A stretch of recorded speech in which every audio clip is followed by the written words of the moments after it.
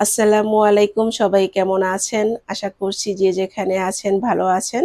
আজ আমি আপনাদের তৈরি করে দেখাবো মিষ্টি দই। এখন যেহেতু প্রচণ্ড গরম আর এই গরমে কিন্তু মিষ্টি দইটা তাড়াতাড়ি জমে আর দইও আমাদের শরীরের জন্য উপকারী। আজ আমি আমার মায়ের রেসিপিতে আপনাদের মিষ্টি দই তৈরি করে দেখাবো। আমার মাকে দেখতাম সবসময় এভাবে মিষ্টি দইটা তৈরি করতেন এবং এই দইটা খেতে কিন্তু অনেক বেশি মজার। তাহলে চলুন কিভাবে আমি এই মিষ্টি দই তৈরি করেছি। ভিডিও ভালো লাগলে একটি লাইক দিবেন, শেয়ার করতে পারেন ফ্রেন্ডস বা ফ্যামিলিদের সাথে। দই বানানোর জন্য প্রথমে হচ্ছে দইয়ের বীজটা রেডি করে নিব। এখানে একটা ছাঁকনিতে আমি 1 কাপের মতো টক দই নিয়েছি। এই দইটাকে ছেঁকে নিব যেন এক্সট্রা পানিটা পড়ে যায়। এখন এটাকে একপাশে রেখে দিব আর এদিকে এখন দুধ রেডি করে নিব। এখানে একটা হাঁড়িতে আমি 3 লিটার দুধ নিয়েছি। আমি এখানে আড়ং-এর যে লিকুইড দুধ পাওয়া যায় সেই দুধ নিয়েছি। এর মধ্যে দিয়ে দিচ্ছি 1 কাপের মতো পানি। এই দুধটাকে এখন জাল দিতে থাকবো। আর দই বানানোর ক্ষেত্রে কিন্তু দুধটাকে অনবরত নাড়তে হবে যেন সর না পড়ে। দুধের মধ্যে যদি সর পড়ে সেই দুধে দিয়ে কিন্তু দই হবে না। দাঁড়িয়ে থেকে একটু ধৈর্য সহকারে এই দুধটাকে অনবরত নাড়তে থাকতে হবে। দুধটা যখন ১ম বার একটা বলক উঠে যাবে বা ফুটতে শুরু করবে, এই পর্যায়ে আমি এখানে দিয়ে দিব চিনি। আমি এখানে 1/2 কেজি চিনি দিয়েছি। মিষ্টির পরিমাণটা যার, যার টেস্ট অনুযায়ী দিতে পারেন। কেউ যদি বেশি মিষ্টি খান সেক্ষেত্রে একটু চিনি বাড়িয়ে দিতে পারেন। আর কেউ যদি একটু কম মিষ্টি খেতে চান সেক্ষেত্রে চিনির পরিমাণটা আরেকটু কমিয়ে দিবেন। আর এখন কাজ হচ্ছে এটাকে আবার অনবরত নাড়তে থাকতে হবে। এই দুধটাকে আমি যেহেতু 3 লিটার দুধ নিয়েছি আর চিনি থেকেও পানি উঠেছে, এই দুধটাকে আমি জাল দিয়ে প্রায় 2.5 লিটারের মতো করে নিব। অর্থাৎ দুধটা যখন জাল দেওয়ার পর একদম ঘন হয়ে আসবে এবং দুধের কালার এরকম চেঞ্জ হয়ে আসবে কিছুটা, এই পর্যায়ে হচ্ছে আমি দুধটা নামিয়ে নিব। এরই মধ্যে কিন্তু দুধটা অনেকটাই ঘন হয়ে গিয়েছে। এখন দুধটাকে নামিয়ে নিব। আর নামিয়েও এটাকে অনবরত নাড়তে থাকতে হবে যেন সর না পড়ে এবং দুধটাকে ঠান্ডা করে নিতে হবে। এই দুধটাকে ফ্যানের নিচে রেখে আপনি ঠান্ডা করে নিতে পারেন।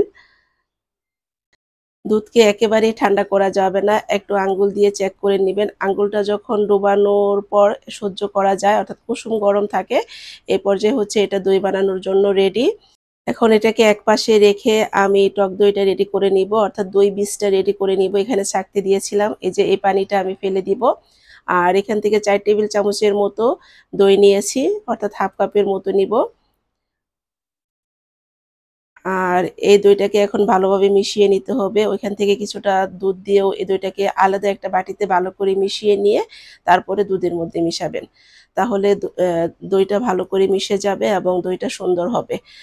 আর খেয়াল রাখতে হবে একদম গরম দুধে কিন্তু টক দই মিশানো যাবে না, তাহলে দইটা কিন্তু ছানা কেটে যাবে। এখন এই দইয়ের বীজটা আমি দুধের মধ্যে দিয়ে দিব এবং এটাকে ভালো করে মিশিয়ে নিব। একটু সময় নিয়ে ভালো করে মিশিয়ে নিবেন। আর উপর থেকে নেড়ে দিবেন যেন ফেনা ওঠে, তাহলেও কিন্তু দইটা ভালো হবে, সুন্দর হবে দেখতে। তো ভালো করে মিশিয়ে নিয়েছি। এখন আমি এগুলো পাত্রের মধ্যে দিয়ে দিব। আর দই ফেলানোর জন্য আজকে আমি এখানে মাটির পাত্র নিয়েছি। আপনারা যেকোনো পাত্রে দই ফেলতে পারবেন বা কাঁচের বাটিতেও দই ফেলতে পারবেন। চাইলে প্লাস্টিকের বাটিতেও দই ফেলতে পারবেন। অর্থাৎ আপনি যদি এভাবে দুধটা রেডি করে যেকোনো পাত্রে দইটা ফেলেন, দইটা সুন্দরভাবে জমবে।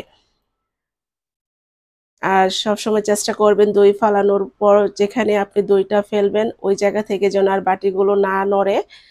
মানে এটাকে আর নড়ানো যাবে না, একই জায়গায় রেখে দিতে হবে। তো সবগুলো পাত্র আমি এভাবে ডেকে দিয়েছি, যেহেতু কাপড় দিয়ে ডেকে দিব, কাপড়গুলো যেন দুধের উপরে না পড়ে।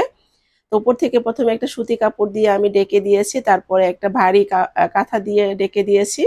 এখন যেহেতু প্রচন্ড গরম আর এই গরমের মধ্যে আমার দইটা রেডি হতে ৫ ঘন্টা সময় লেগেছে। আর এই ৫ ঘন্টার মধ্যে কিন্তু আমি একবারও কাঁথাটা তুলে দেখিনি। অর্থাৎ আপনি এই ৫ ঘন্টার মধ্যে একবারও কাঁথাটা তুলে দেখতে পারবেন না। যদি দইটা নাড়া পড়ে বা বারবার দেখার চেষ্টা করেন দইটা পড়েছে কিনা, তাহলে কিন্তু দইটা জমাট পড়বে না।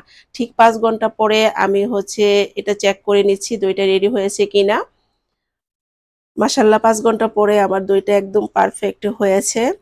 এখন এই দইটাকে আপনি যদি ফ্রিজে কয়েক ঘন্টার জন্য রেখে দেন আরো বেশি সেট হয়ে যাবে।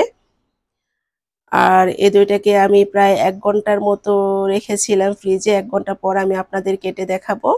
দেখতেই পাচ্ছেন দইটা কত সুন্দরভাবে জমাট বেঁধেছে। 1 ঘন্টার জন্য ফ্রিজে রেখেছিলাম। 1 ঘন্টা পর এখন আমি আপনাদের কেটে দেখাই। আর এই যে গ্লাসটা যখন উপর করেছি তখনও কিন্তু দইটা পড়ছে না। মানে ভালোভাবে সেট হয়েছে। আরো কিছুক্ষণ যদি ফ্রিজে রেখে দেন আরো বেশি সেট হয়ে যাবে। তো আমার মাকে দেখতাম সবসময় এভাবে দই বানিয়ে আমাদের খাওয়াতেন এবং এই দইটা খেতে কিন্তু অনেক বেশি মজার হয়। আশা করি আজকের এই রেসিপি আপনাদের ভালো লেগেছে। ভিডিও ভালো লাগলে একটি লাইক দিবেন, শেয়ার করতে পারেন ফ্রেন্ডস বা ফ্যামিলিদের সাথে। যারা আমার পেজকে ফলো করেছেন সবাইকে অসংখ্য ধন্যবাদ। যারা আমার ভিডিও দেখেন কিন্তু পেজটাকে এখনো ফলো করেননি, আশা করি আমার পেজটাকে ফলো করে আমার পাশেই থাকবেন। ভালো থাকবেন সবাই। আসসালামু আলাইকুম।